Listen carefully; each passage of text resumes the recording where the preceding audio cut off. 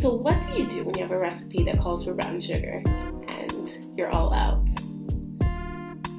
Sugar meets molasses and they fall madly in love. I'll show you how simple it is to make brown sugar from scratch.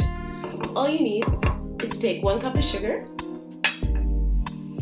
add it to a little bowl, and then take a tablespoon of molasses.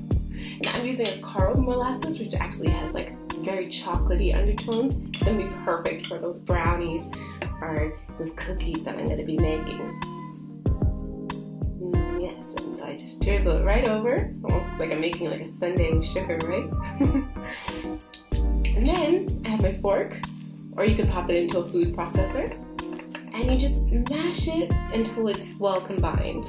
So this is definitely where a little food processor or mixer could come in handy, or even like a whisk to whisk it together real quick. And as you can see, as you start to combine, all the clumps start to mix together, and before you know it, your plain white sugar starts to turn brown. And it's just that simple.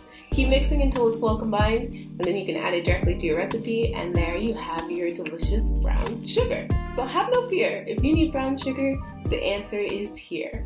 Carob molasses and white sugar to the rescue.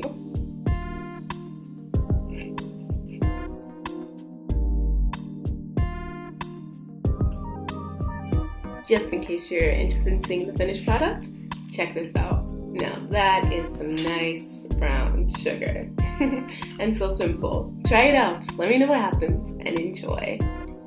Happy baking!